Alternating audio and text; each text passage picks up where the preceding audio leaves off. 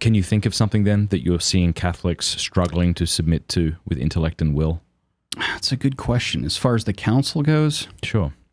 I mean, I guess maybe salvation outside the church I was is going to still ask a hard that. one. Yeah. Yeah. Because we have this one teaching that Right. outside of the church there is no salvation, Right. which you're telling me has always been nuanced to some degree, Right. and then seems to be Yeah. explicitly nuanced in which document? Well, I think multiple ones, but it comes up in Lumen Gentium. Of course. Yes. Yeah. Yeah. Yeah. So, And that seems to be, but isn't, in conflict with the prior teaching of outside of the church there is no salvation, correct? Right. Correct. So, I mean, we go through a whole thing, but one of the earliest usages of that, I believe, was Saint Cyprien, right? And what people don't realize is that when Cyprian's saying this, extra ecclesiam nulla salus, he's talking to a local church, so like a diocese, that was being tempted with the sin of schism, Okay.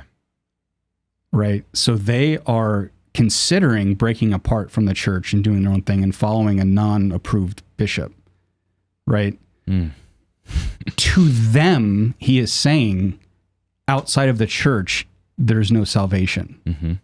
Like, don't leave. So he's saying that to people being tempted by schism, right? That's the context. It's not a theoretical question about the salvation of Aborigines living in Australia like 2000 BC. Mm-hmm. That's not the context. Got you. So we tend to take things out of context and absolutize them. We didn't even know about the New World for, until 1492 or whatever, right? So the church had already been, dealing with that question for a few hundred years, right? So even, like I said, the Catechism of Pius X basically says that, when asked, well, can one be saved who's not a member of the church? And it basically says, well, yes, under these conditions.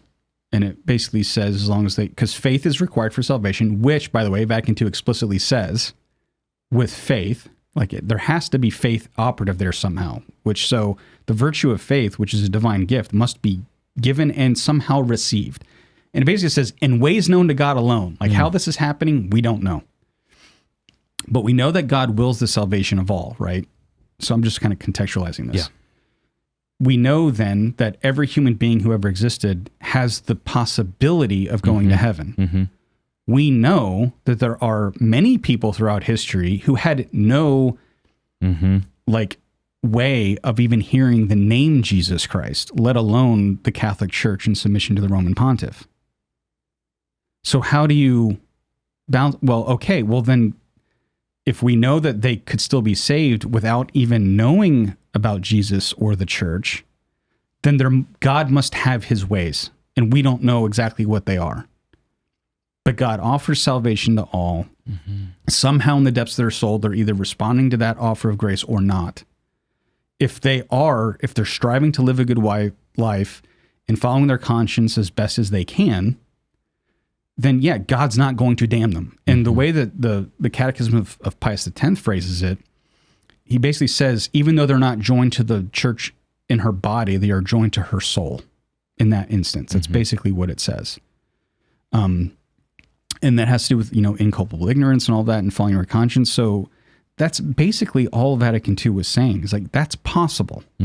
When we know that's possible. The Feeneyite position, which is no, you have to be an absolute card-carrying member of the Catholic Church, was already condemned long before the council. Or not long, but, 15, 20 years or something, right? So the church before the council was already saying, no, you can't take that strict of a view. Salvation always comes through Christ and therefore also his church, because you can't separate the two. If you're united to Christ in faith, you are united to the church. Okay? So if someone is responding to the offer of, grace in their soul without knowing explicitly what that means, they're still somehow united to the church. And again, that was taught before the council. So, gotcha. That's really helpful, yeah. Yeah. Hey, thank you so much for watching. Before you go, do us a favor, leave a comment, let us know what you thought of the video, like, and subscribe.